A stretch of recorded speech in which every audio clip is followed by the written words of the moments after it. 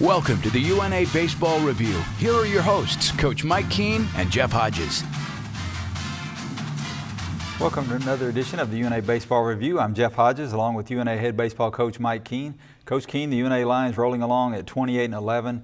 You're 8-7 in Gulf South Conference play, which is not really where you'd like to be, but you're right in the middle of the conference race with 3 conference weekends still to go. UNA, one of 8 teams, really just right in a bunch, trying to get a top seed for the conference tournament. Right, and I think that's you kind of see the depth of the conference this year. I think there's no one's really running away with it. Valdosta's kind of at the standpoint look like they were, and but everybody's just still kind of hanging around, and there's a lot of ball to be played, and it's typical GSC. You got to play well every weekend, and if you don't, some bad things can happen, which we found out these last couple weekends.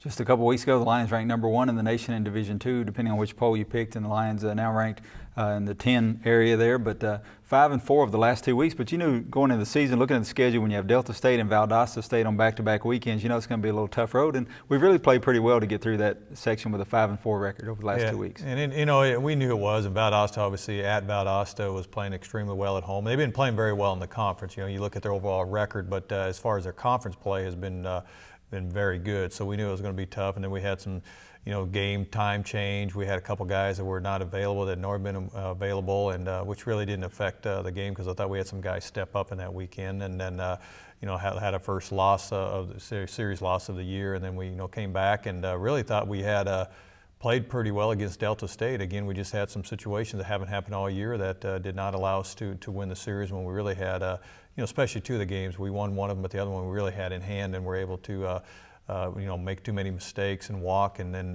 had opportunities to win that game over and over again, and were unable to do it. And you just can't walk and give Delta State any extra opportunities. UNA lost that first game 9-4, and you were down. You were able to come back, make it a 5-4 game, and then it got away from you in the 9th inning. Second game, you had a lead, and for one of the few times this year, we weren't able to hold that lead in game 2 and lost 9-7 in extra innings. Yeah, that was probably the most surprising because there's a couple of things. I thought that was one of the better outings Michael Watkins had, and he was just really pitching very well. Really was having a tough time, with Delta State scratching any runs against him, and he goes out and strikes out that first guy, and looks like he's going to be able to finish and give us a good, complete 7-inning ball game. And then, just lost it at that stretch. Walks a couple guys, hits a guy, and then we bring in our bullpen, which has been obviously very good all year long, and they were, had walks, and that just has not happened all year long. So for our standpoint, it was kind of surprising because, we haven't given guys through walks. They maybe can hit it, but we just have, and when every guy we brought in ended up walking some guy and then allowed them to get back into it. And we fought back and tied it and had the chance to win the game, and just unfortunately we're unable to do it.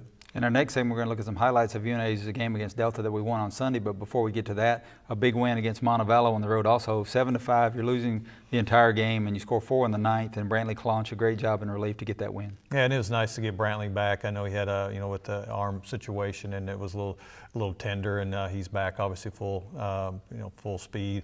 But I thought Andrew Hillis, there's some situational things that happened early in the game that didn't have anything to do with his control. A couple close calls, and everything seemed to go Montevallo's way. But then he settled in, gave us 3 innings of a shutout ball to keep the game close and allow us to get back in the ball game. And obviously it was a way I thought we stayed in the game and competed, and to get a win against a very good offensive team and hold them to 5 runs was a credit to our pitching staff.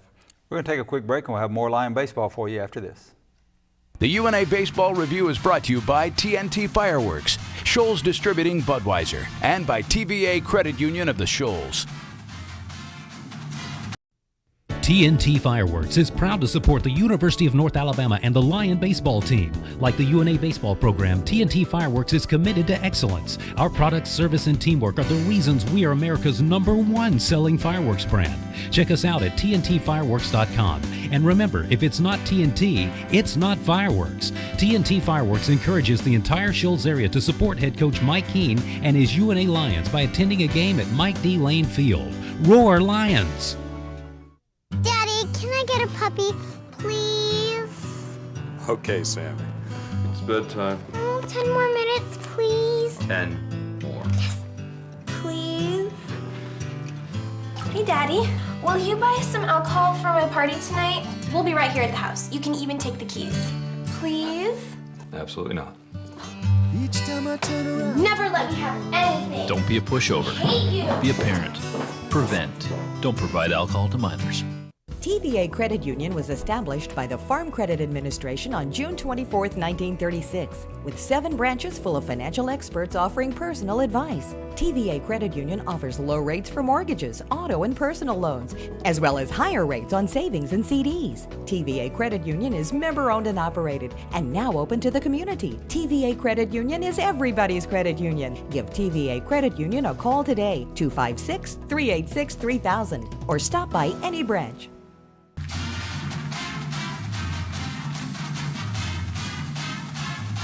Welcome back to the UNA Baseball Review. Coach Keene, the Delta State series was a little bit of a disappointment in that we lost back-to-back games for just the second time this season. The second one especially tough, extra innings after having a big lead. How'd you get your team prepared for this game we're going to watch coming back on Sunday and getting a big win? I think it was more for them to kind of regroup, and I think they've been fairly resilient when you had a game that, that was obviously very emotional because you had the game under control.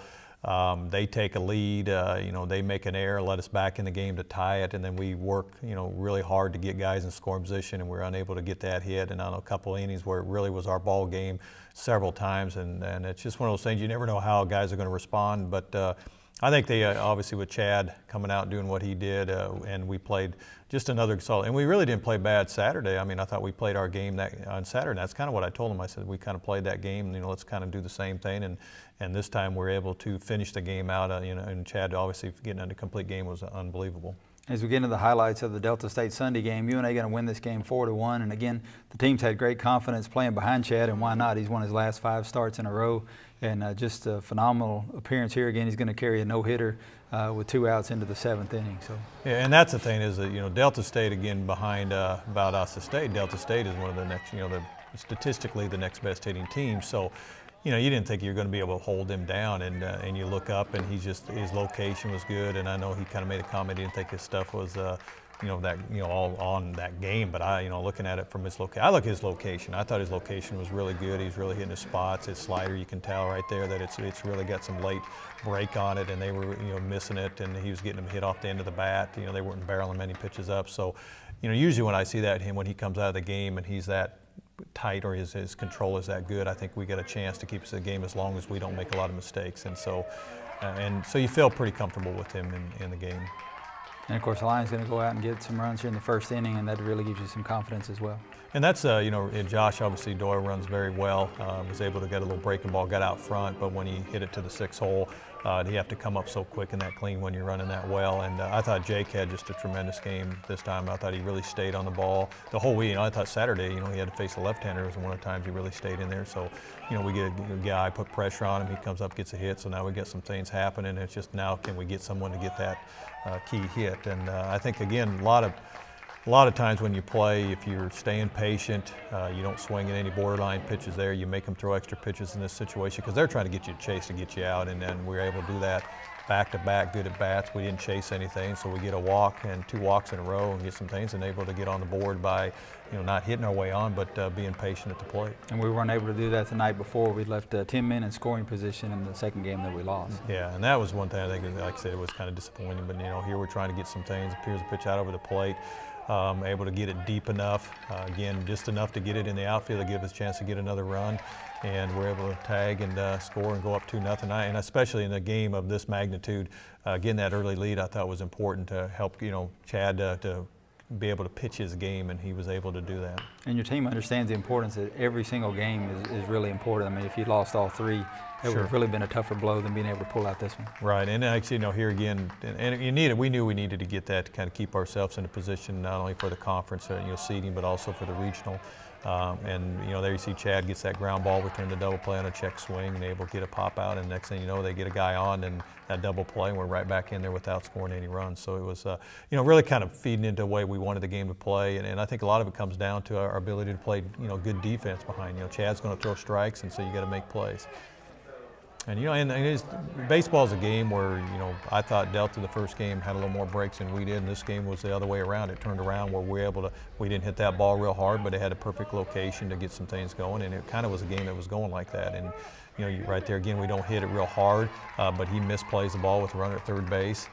Had to come in and get it, and I think that's where our speed, even though maybe this guy is, not one of our faster guys, but they know that we run well enough that you still got to come up and try to make that play, and he was unable to get that short hop and misplayed, and we're able to manufacture and get another run in. And one thing you're going to see in this game too is a lot of great defensive plays, and you seem like you played really great defense behind Chad all year, but another great play by Josh Doyle, and I think he probably had one of the best defensive series I've seen of an outfielder in a while. Right, and Josh has got, he's tall, he's got, his length on him helps, and when he goes and he gets such good, he gets good jumps on the ball and anything in the gap, and he's able to run it down. Not only along with that, he has a good arm. So I think that's what we try to do is use our speed, and we're able to do that in the outfield, and it really helps and to get outs. Because anytime you do that, you can get outs, you want to get outs, and there's another ball that gets up the middle, and we're able to, again, there's Chad just kind of cruising along, forcing the contact, and as long as we make plays behind him, it makes life a lot easier.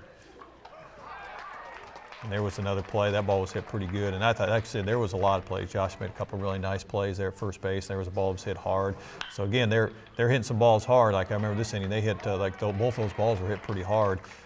We had one was a nice play, and this one we were fortunate enough to be right at JP. So we also are getting some breaks, and then Chad was able to finish the inning on by a strikeout. And that's another thing. His pitch count was really low. A lot of guys swung at the first pitch, second pitch, those kind of things. He was throwing the ball in the zone, and they were hacking at it. And I think that's what Chad. He's got some movement on the ball, so you think you're going to get to it, and the next thing you know, it goes off the end of the bat, and you get either a lazy fly ball or a weak ground ball. So. But, again, we're trying to get some runs, and there you see a pitch. He tried to come in on Jake and kept his hands inside and really got the barrel on the ball and hit that one off the top of the scoreboard. And again, it was anytime you can start pushing that lead, you're hanging around 2-0, you know that Delta State has the ability to come back and score a lot of runs. So I thought this time to getting that extra run was really important this time, and I think it moved it up to 4-0. And that's, getting late in the ball game, and now especially with his new bats, if you don't make mistakes, 4 runs is not that easy to score. You got to get some help. So as long as I felt we were going to play good defense, we had a good chance to win this game. As we said, Chad carried a no-hitter with 2 outs into the 7th inning, and they're finally going to get a little something going here in the 8th. Yeah, they, that's why I said they get a hit and got a solid hit and broke up the no-hitter. But again, I think that's where Chad, he kind of struggled in that 1 inning prior to that. But I thought, once he came back out in the 8th inning, he actually right here is when I saw him start. His stuff seemed to get almost better, his location. So I really felt at this point, he's going to get a chance to end the game. They're trying to make some things happen, and it's unusual to see Delta State bunting if you remember the history of their program, but they do a little more of that, and they were trying to do anything to make some things, put some pressure on us. And we're able to have a good inning. That's why I thought that 8th inning, I thought with Chad was so important, because he was really sharp that 8th inning, and obviously to come out and try to finish the game, and to get the strikeout, and now knowing that you guys, they're going to have to beat us, they're going to have to swing the bat. Another complete game for Chad here, and we said he's won his last 5 straight starts, which is just huge for you, somebody to get in that kind of groove at this point in the season. Right. And you see a fly ball, that guy gets a little bit up in the air, gets in the gap, but we're able to, get enough air we can run it down and get a chance again. There's a ball, get a little out front and get that fly ball, and just like I said, what a great effort by Chad, just to come back in there and what he did to get us this win and preserve the series from not getting swept. I think there's a lot of pressure to do that. So obviously Chad just deserves a lot of credit, and he's been doing it all year, and he's been a really big for us in a lot of games. And for his performance, he was named the Gulf South Conference Pitcher of the Week for the 4th time this season, and that's the first time in UNA history we've had one person get 4 of those type of awards in 1 year. So really a great season so far, and hopefully it'll continue. We'll take a quick break and have more Lion baseball after this. The UNA Baseball Review is brought to you by McDonald's and by the Courthouse Racket Club. Looks like there's an opening for shipping coordinator, and I've got to pick someone. Tough decision. Okay, you could be a rising star, but you just ordered a crispy McChicken and a fresh brewed sweet tea for only $1 each off McDonald's dollar menu. So you're smart, right? Yeah, I got nothing. Smart man. 2 sevens. Oh! Wow. The fox strikes again. The fox strikes again. He's always right. The simple joy of being smart. Hi, I'm Mike Keene, head baseball coach at the University of North Alabama.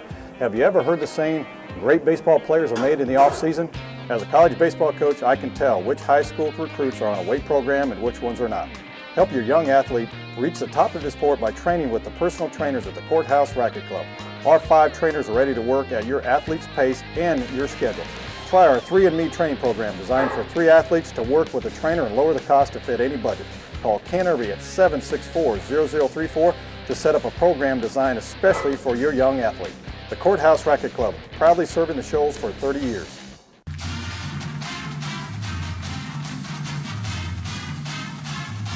Welcome back to the UNA Baseball Review. Coach Keene, the Gulf South Conference standings pretty confusing even for the veterans and folks that are looking at it. It's a lot different this year. In the past years, you had to finish in the top 4 in your division to get in the conference tournament. This year, there are only 8 teams, not counting New Orleans. So everybody's going to be in the tournament. So the positioning is really for seeding more than anything else, but also for regional rankings. But right now, Valdosta State 10-4, Alabama Huntsville 11-7, Delta State 9-6, West Alabama 9-6, and then UNA 8-7. A couple more teams with 7 or 8 losses right behind it. So it's really tight. Every series is important. With 3 weekends to go, still anything can happen as far as the standing. Yeah, that's you can see how it started earlier and where it looked like someone was going to run away with the 3-game series. It changes so dramatically, and these last 3 series, a lot of the teams now are going to be playing each other. We played most of the teams that are been up at the top right there, and we obviously finished with UAH. So right now they've been kind of pretty steady in the top 3. So it just depends on playing good baseball in every game, and it's like you cannot take anybody for granted. They're all going to be able to beat you. They're all going to be able to play well, and you got to be able to have your game every time you go out and play in the conference. And there's going to be a lot of changes yet towards the end of the year.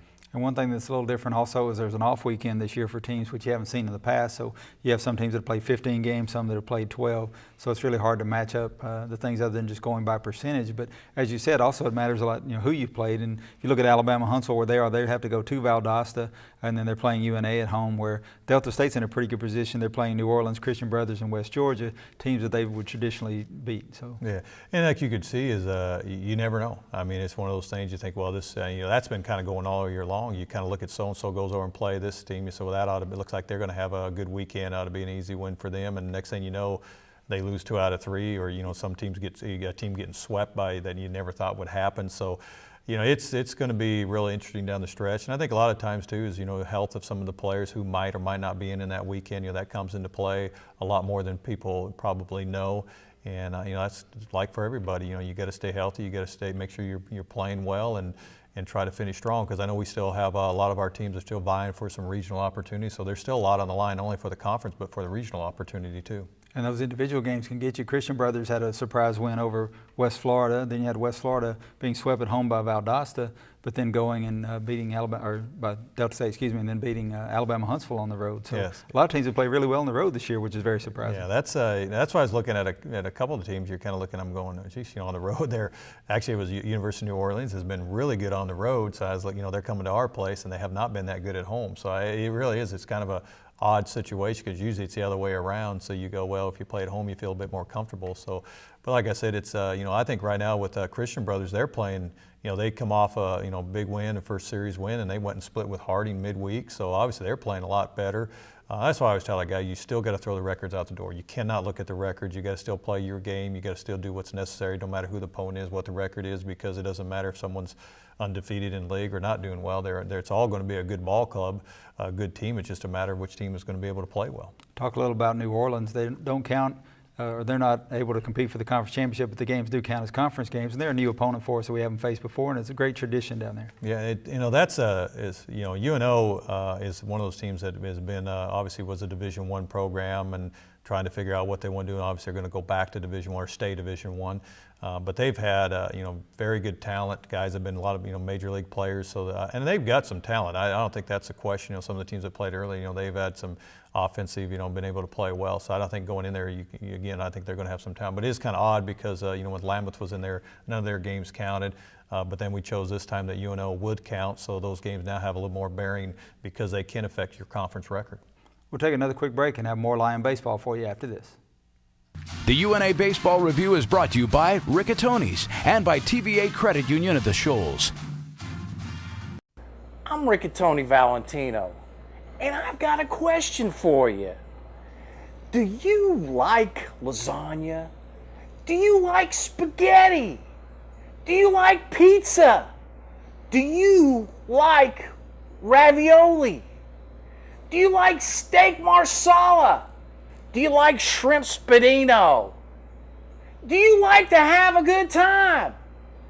If you answered yes, to any of those questions, you need to go to Riccatoni's in historic downtown Florence. They know how to have fun down there, and the food's great. So remember, it's Riccatoni's Italian Grill in downtown Florence, and tell them Riccatoni Valentino sent you.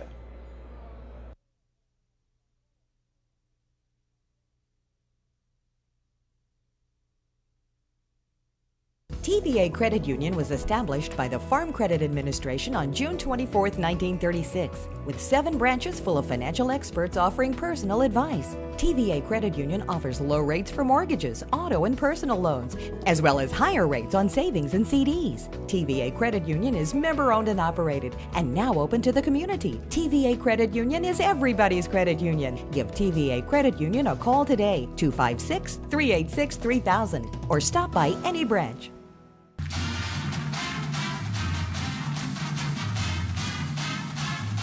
Welcome back to the UNA Baseball Review.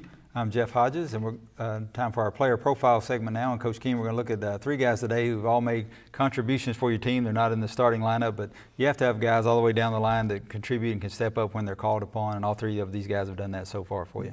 Yeah, and it's like I said, once you kind of get into the season and you kind of get your guys that have kind of taken over the starter roles, I know it's tough to kind of wait your turn and get your opportunities, but you know, each of these have contributed in some way or fashion to our success this year, and you know, and they got to just continue to be ready when called upon. You know, I think that was the other day, like Montevallo, when Drew Humphrey got back in the lineup and was able to get 2 hits and had a big hit late in the game. So you know, that's part of the thing, being ready when you do get that opportunity. So, and these 3 guys, well, you know, had that chance, and of course with Will Dennis, that we'll see here in a little bit. He's been a guy that's been catching a lot for us midweek too. So. As we get into our profiles, our first one, Hunter Thomas, and always having depth at catchers is key. A couple years ago, your first year as head coach, we didn't have that, and it's really nice to have some guys that can step in for you. Yeah, and Hunter's, you know, the thing about Hunter, he hasn't had a lot of opportunities. You know, it's kind of that thankless job. He's been in the bullpen more, but you know, he works really hard. He's a freshman. He's a redshirt freshman. He is only a freshman.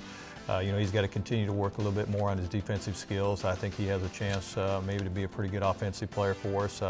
It just, you know, hasn't had a chance to get him in there. But, you know, I think the thing I like about Hunter is he really is locked into the game. He really pays attention to the game. He works extremely hard in practices, and he's really trying to work on his game. And you know, I know when he's been taking batting practice and works on his offensive game, I thought he's had a lot better batting practice. So, you know, he's another guy that you know, you feel if something would happen, you know, you got to run for Drew. We got Will in there in a situation that, you know, having that 3rd guy that has the capabilities of catching for us, it's nice to have. And like you said, we've been in a situation we've had 1 guy, and that was about it. And it's not a good situation to be in. And of course, Hunter playing catcher for you, and also Will Dennis. And you know, it's a long day for the catchers. I mean, they're out there early. You got all the pregame stuff, all the stuff during the game, working in the bullpen. So you ask a lot of these guys, and they're stepping up for you. Yeah, catching is by far, you know, one of the toughest positions because of the wear and tear on the body, the responsibilities of a catcher. You know, not only do you got to, with our situation, call pitches, you got to be able to block. You know, don't let anything get by you, and then be able to throw runners out. And by the way, you got to catch the ball too. So there's a lot of things going on. And we always say the priority is always defensive with catchers. It always is. Hitting secondary.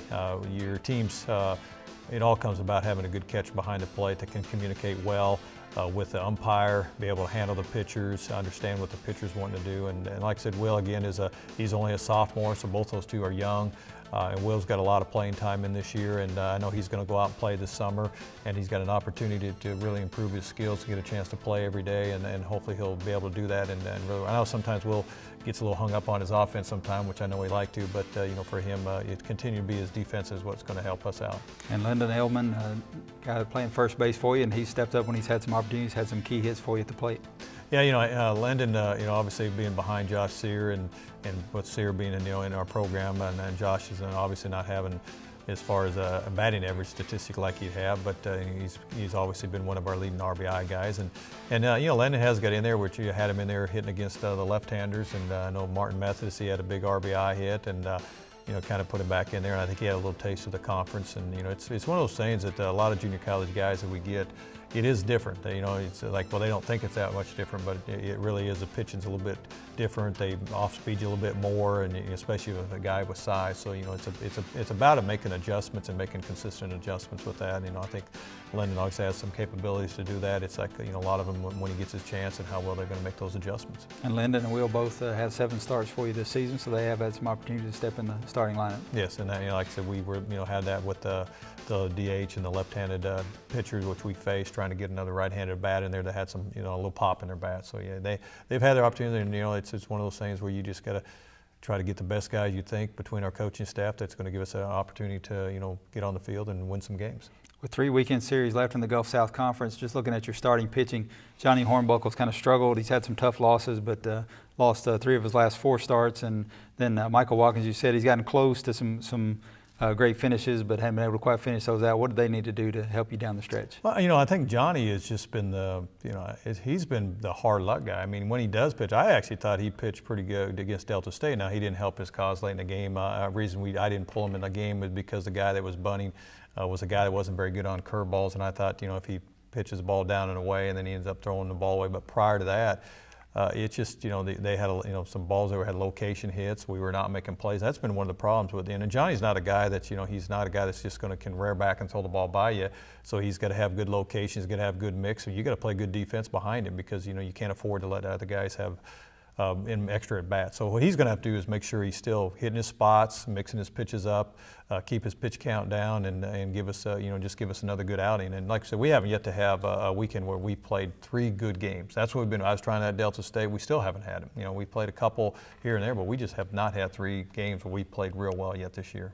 And you got to have some confidence in your relief pitching going down the stretch run. Brantley Claunch back in there doing a good job for you. Ben Seabrook, another freshman with 9 saves, and then Drew Mobley, Jacob Westerhouse have had good outings for you as well. Right, and I think that, you know, the freshmen, as the game gets going, things get a little tighter. You got to kind of calm them back down and just get back to playing the game. But you know, it's nice to see Brantley out there against Montevallo in a real tight situation, and you know, I think that gives us a chance to use those guys in the right situations in our bullpen. And like you said, with having you know, we're just waiting on, you know, if Michael Watkins can finish the game, his stuff is probably got the best stuff. And then as long as Chad stays consistent, and, you know, I think kind of the unsung hero in all this is like Andrew Hillis again, who's just been so good for us in that midweek games. And believe me, it ain't like he's facing some teams that aren't very good. There's some very good teams, and he's been able to give us good outings every time out. Michael Schmidt offensively has really been the star for the Lions so far this year, hitting .383, but he also has 6 home runs. He bunts, he hits home runs. I mean, he does everything for you, and he's been playing well defensively. Yeah, I think that, you know, Michael's just a good all-around player. I think that one thing, when he stays within, when he uses the whole field, it's, you know, when they can try to throw him breaking balls, go the other way. And I know there's a lot of guys that, you know, you think, well, I'm going to knock the bat out of his hands. He's not very big. And then you throw him a fastball. Next thing you know, you see where it can go. He's got some pop in his bat. And it's just been a good all-around player for us all year long. And Jake Sloan hitting .345, and he's been in and out of the lineup a little bit when you face some lefties, but he had some good hits against the lefty against Delta State, and he's a guy you're really counting on. Yeah, Jake's a guy that, you know, he needs to be one of those guys that's been a big RBI guy for him. We're going to need him down the stretch, you know, especially the 3, 4, 5 guys, but Jake needs to be good down the stretch for us. UNA at home on Saturday and Sunday against New Orleans, and on Tuesday against Union. Hope to see you there. Thank you again for watching the UNA Baseball Review. Please join us again next Sunday at 11:30.